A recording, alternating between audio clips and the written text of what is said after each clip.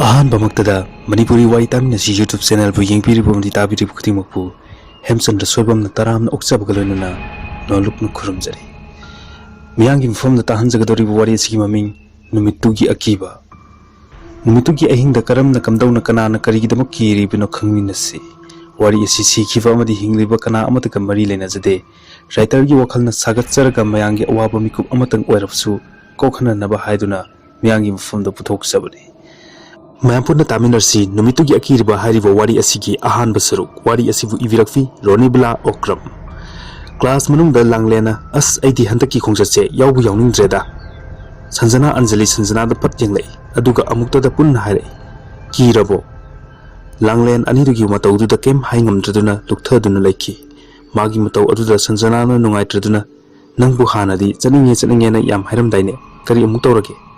Ai handakse isasi nungaite lai unaba malena imana maiba koraga ngahan lai kurumbatusu mapal satokunu matam kharadi hairam.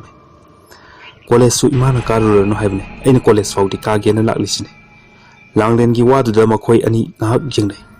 Anjalina chalo he hojing matam da bu kadaidagi laino mi faw leifam letrakansida nangse hanadagi sohna lai se yam thajagale kisu yam kijagale.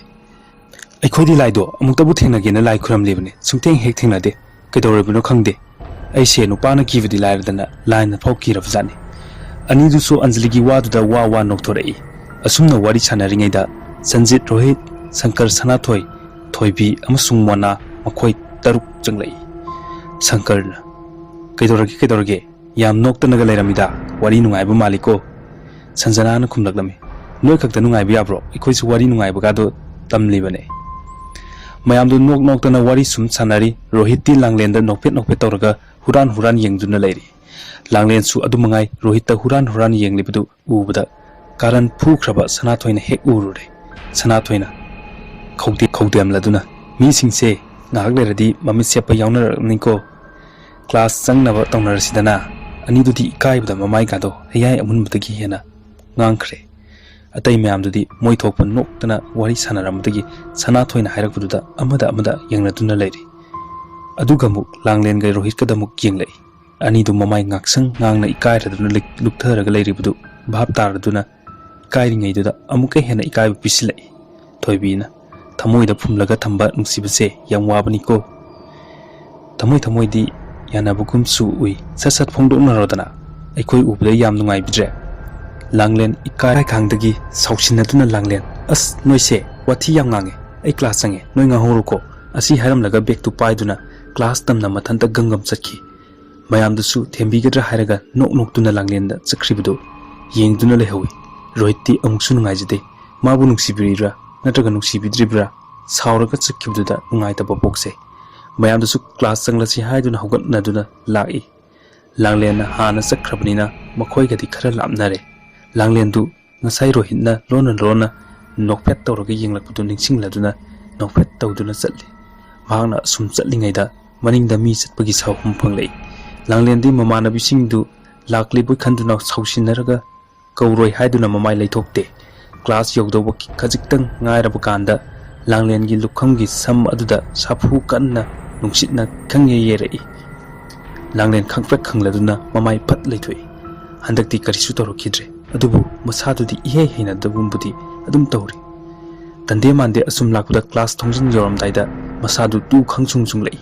Tu sunglakpaga langlen mamitu phat uisinki. Langlen ngahaki mamit adu uisilli mamit usinduna mamitu koyot otpadawna tawri. Masadu sugat mangaktu lengba horei. Tanjaduda langlen gi lengjumda khut amana tap pairei. Langlen mamitu khangphang panglei aduga mamaidu phat onthorei. Anjalina kaidore nang class yawni changkhraga swaida namit usilaga nanga amuk thek sanaramniduna. Anjali di khangjadabanina chumna phagi oina hangjaraklibane. Langlen di karisu khumlamdana tumin class manung changlaga phamduna laikhre. Thobi Sanjana Anjali mona makhoi marisu langlen gi matawduda ngaknaraduna tumin changnarakduna phamnakre. Nupa khaisu class changlaktuna magi mafamda phamnaduna oja lakmangari. Oja changlaktuna class mathang loiraba matungda mayumda hannaba thoknarai. Ngasaidagi langlena wa machet ama phaw ngangkidre. Mamanabisingnadi ngasai phagi tawrubai sauri boi khalli bani wanana hairaklammi langlen nangbu kaidorage ngasi sibo langlen yengtamak yengi tumin lei thoibina amu ngasai aikoina phagi tawrubdo hoji phawba sauri bro langlen tapna natteda ai kaisu tawdiye ngasi se isa si nungai ti tawbane wanana adudi ngasai na suti lawraga chatlu yadro adudi yumda thuna hanaba tawrasi koiba chatlamdai sida naba yaponte langlen karisu haite mamanabi singdusu mamagi mayum changnakre langlen tumina mayumda halaktuna phamung changlaktuna charaga wanda mabakai tum kiba khanghauti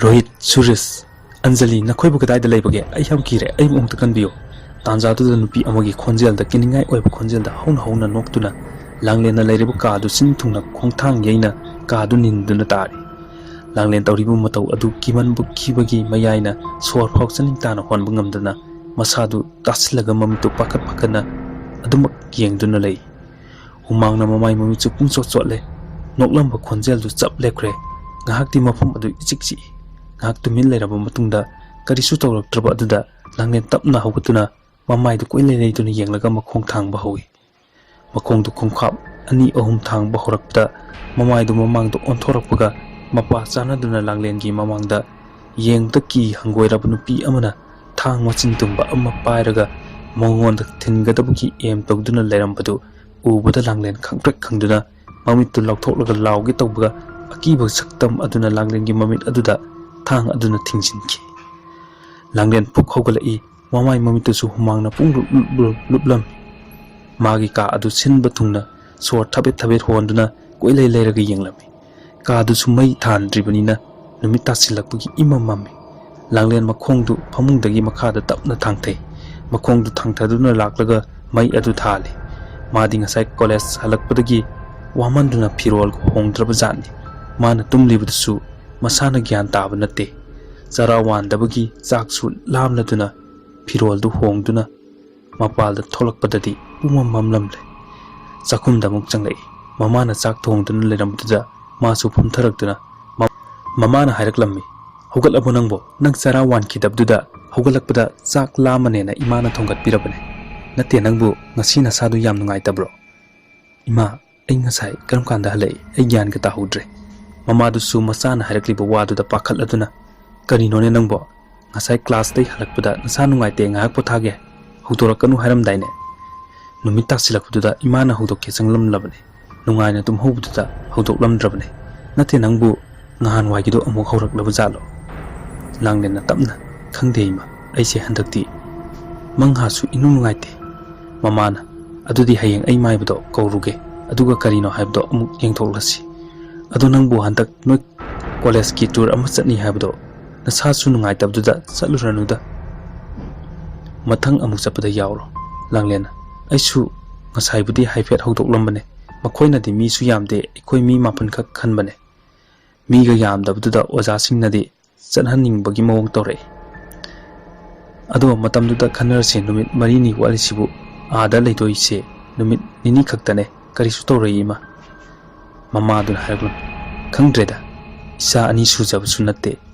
ishwar ma su phatmande ipuroi phu suloksinbi isa su amu karino tawirisiu nana ingonda mama du mapi irachi duna makol thoktana murum sonduna kapli langlen su mama gi matawduda nungaijraduna langlen ima ai kaisu tawroye mama na aibu chetna konsin biningaida kanana su karisu tawbangam loye asumna mama machadu papukning nungsiduna kaminaraba matungda chak isingdu loisinminaduna chak chaduna hipthanakre nongaladuna mama na nganta hawgatuna thabaksingdu loisillamlaga maibu tomalgi mayumda maibu kawba chatkre somdana langlen hawgalakpada mama leiramdabduda kawri ngarang maibu kawba chatni haibdu ningsinglai maibu kawba chatlamlani khalladuna masu masadu sengdokle iru maithajaduna chaktu thongatpa hawi insang thau ngaugi tawringaida mama na kawri insang thau ngaubududa thadokpa yadraduna langlena ima aiku thadokpa paraktare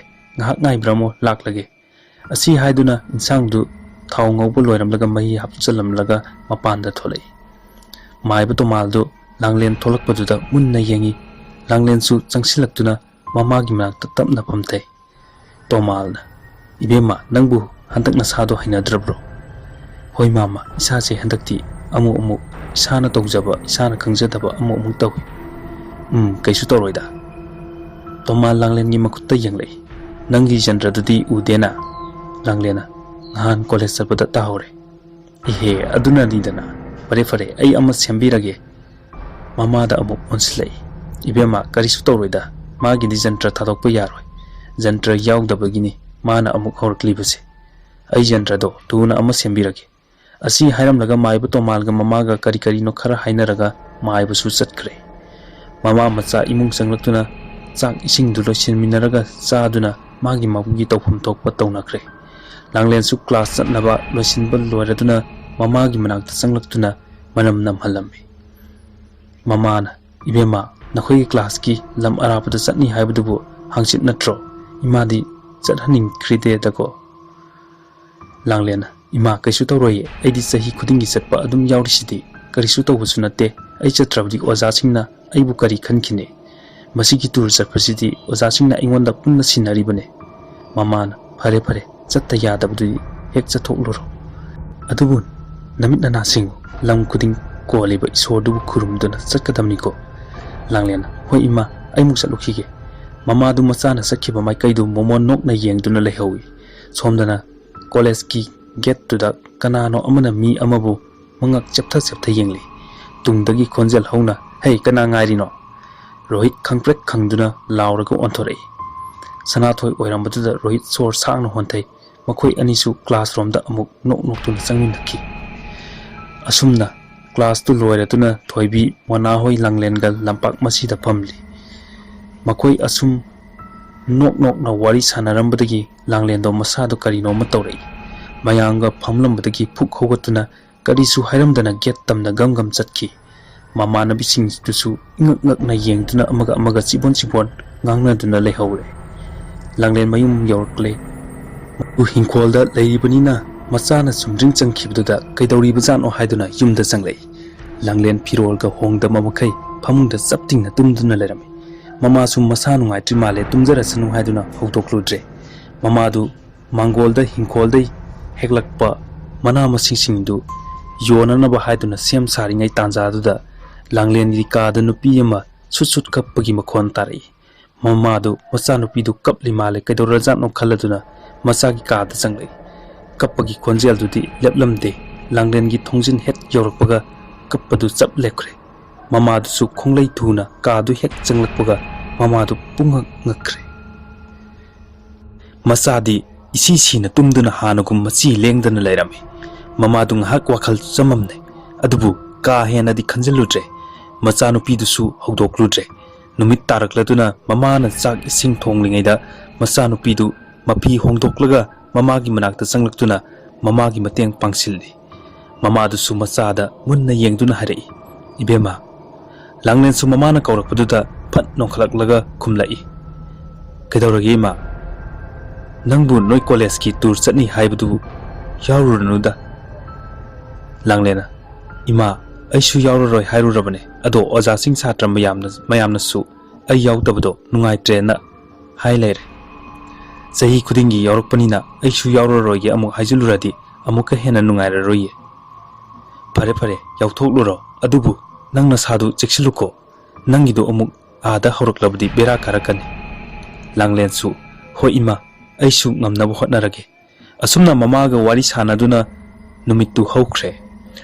Tur chatkadaba numitni Langlen loisiladuna lining thau sanamahi khuirumlaga tholakpada mangol hek kanthorakpaga thongjinda makhong yetu panduna tu ke tawi. Matawdu ngasaidai mamana macha tholakpa ngariba mamaduna uribani. Tawriba matawduda mamana di machabu amuka hena chathaning lamde. Adubu tholaklabanina karimuk hairukhini. Langlen mamabu khurum lammi mamana su manam nambiduna makok nanthabiduna bor piraduna masabu pena yengjari bitludagi pi su tarakli. Amuk hanna ubu phanglaroi matagum pena yengjari. Tanjana yaraktabdagi Langlen mamana pariba makuttu tapna thadoktuna chatkre. Machana thongal het yokhibaga mamadu oigi pambong khangchong lai. Mamadu masa swai lawi karibu thoklagaba haiduna ishwar bu khurumjai. Langlen College Yaure, Mayamsu Satnan and Bugidamak, Ready Loina Lenarami, Punna Makoi mi Mapan Kakni, Nupi Manga, Nupa Marini, Wazasing di Yaudre.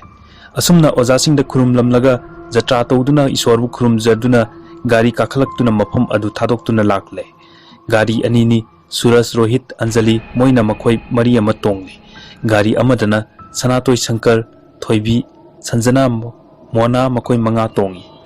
Pagi Zogai, Wati Tauraduna, Lakpana Mapam Dupaniam, Lapsilakle. Zingi Lamhankaya, Pau Pauduna Laklami, Makoina Laklibum from Adu Yoguda Bakara Watlingeda, Lambi Suzugot Sadaba, Yam Tsukpa Mafam Ama, Lan Batarabi. Lambi to Su Moi Gari today Hena Salamde. Yam Nawana, Hotnana, Mafam Adu Lantorakle. Gari Amadusu Lantorakle, Mafam du Hek, Lantopaga, Makoi Mayamdu, Sor Sang Hondoi. Makoina Lakli Mafam Adu Yosilakle, Mafam Adu Hek Yosilakpaga, Nasai Makai, Harauna, Mayahi Katuna Lazirambi, Langlen, Mamitu Pat Ushinki. Mamit Udu Ushin Usina, Masadu, Zaina Pangbagum, Mamaidu, Sukatuna, Masadu, Amuk Panpan Zonkalai. Langlen Paminariba Anjalidu, Langlen Gi Mataudu Urude, Wari Sanaringeda, Anjalina Langlen to Min Lakrena Yang Lubadi, Langlen Tauribudu Ubuda, Anjali Kanglau Lauri.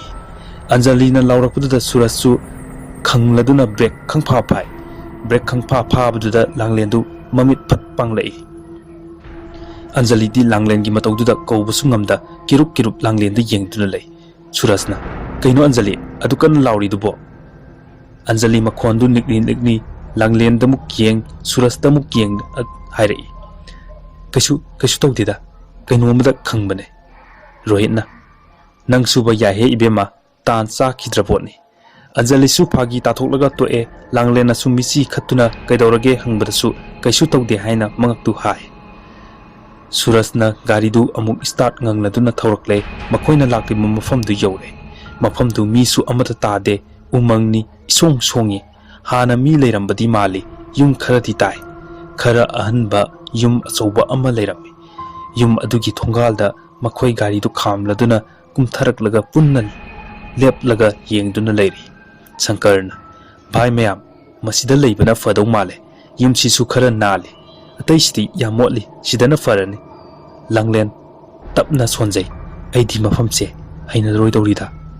Langlen Swan Kibdu, Sanjanana, Hypet Tahoratuna, Langlen the Yanglay, Sanjanana. Kaino Nanamukai Amu, Murumurum Soliduna. Hari Budu Langlen Tade, Sanjanana Amu, Mapambom the Pyraganic Laduna. Langlen, Kangpek Kangladuna. Ha, Hoi Sanglasi. Sanjanana, Kainege City, Hoi Sanglasi. Asumna Mahi. Moina Purakpa, Pot Kaido Amamam Paiduna, Mari Sangna Kre, Langlena Matung Ikon Kwana, Tande Mande, Asum Changlakda, Langlenda, Nasona Konzel Amana, Hiraklami, Nangbutani, Ainangariba, Laklo, Asi Haiduna, Yam the Kandan Noklami. Langlen, Masadu, Swailawi, Adubu, Karisu, Kanzalute. Matang Sida Tahanzribu Warriors Yahan Basaruklo Sinzare, Warriors Patok Sabamatam the Soikilan Kibayaro Supunum Nangak Pio Hajabulana, Hemchandra Soibam the Amukana, Kurumzari.